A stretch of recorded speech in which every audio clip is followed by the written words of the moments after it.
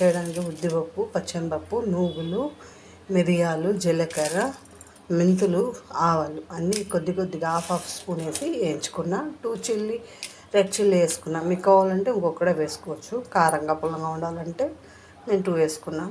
Process start చేద్దామా.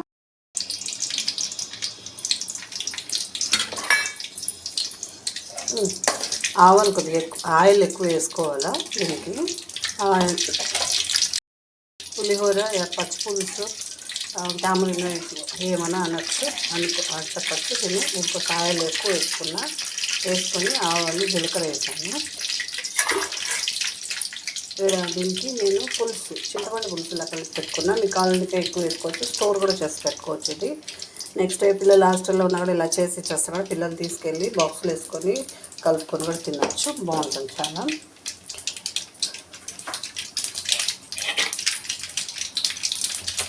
పప్పులు అంతా నేను సపరేట్గా వేసుకోవాలనుకున్నాను.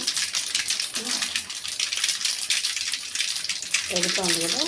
ఇప్పుడు ఒక 3 రెడ్ చిల్లీ వేసేస్తున్నాను. ఇంగవ, దీంట్లో మెయిన్ ఇంగవ, తెల్లగడ్డలు దంచి వేసుకున్నాను. మీకు కావాలంటే ఎక్కువ కూడా వేసుకోవచ్చు. పసుపు పొడి 1/2 స్పూన్ వేసాను. ఇంగవ 4 మెంతులు ఆల్రెడీ మనం వేయించడానికి వేసుకున్నాం. కర్రీ వేసి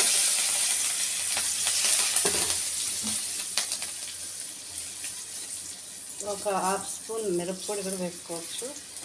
ఇది పసుపు పెట్టి ఇందులో వేసేయచ్చు.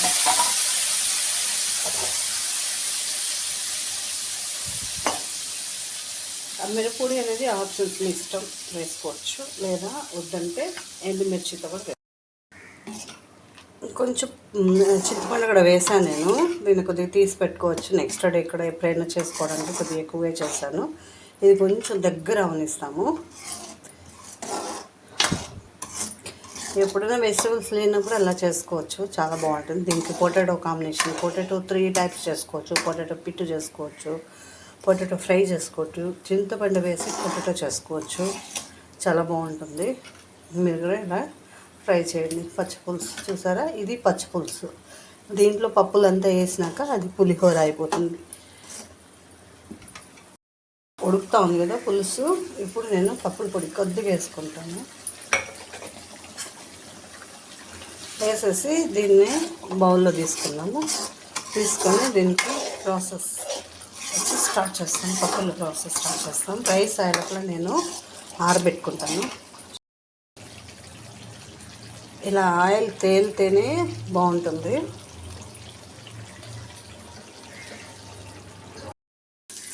ఇప్పుడు రైస్కి మనము శనగగింజలు వేసుకున్నాము.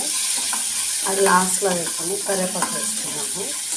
కొద్దిగా ఉద్దిపప్పు, పచ్చెనపప్పు దీన్ని వేసుకొని అన్నం కలబెట్టేసినాక లాస్ట్లో వేసుకుంటాం. చాలా బాగుంటుంది.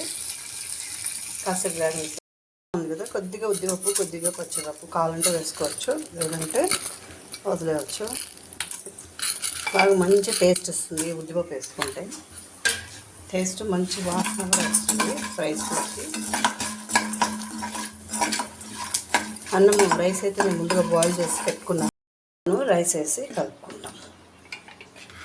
లాస్ట్లో పప్పులు వేసేసి, పప్పులు అట్లా క్రంచీగా ఉంటుంది, మెత్తపడకుండా. మనం స్టార్టింగ్లో వేసేస్తే మెత్తపడుతుంది కదా. చూసారా, టేస్టీ పులిహోర రెడీ. దేవుడు కూడా నైవేద్యం ఇలా పెట్టచ్చు.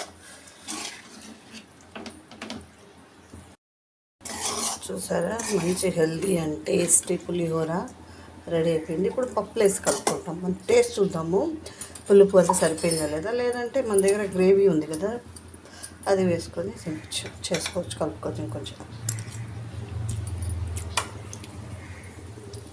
సూపర్ పర్ఫెక్ట్గా సరిపోయింది.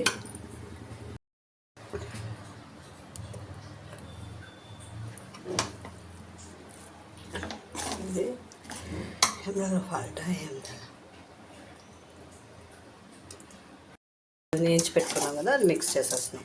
పులిహోర రెడీ. వేడి వేడి పులిహోర రెడీ అనమాట. నైవేద్యం పెట్టుకునే బాగుంటుంది, మన ఇంట్లో తినేదని బాగుంటుంది. ఫీవర్ వచ్చినప్పుడు కూడా ఎవరికైనా ఇలా చేసి పెట్టారు హ్యాపీగా తింటారు పుల్లగా కారంగా.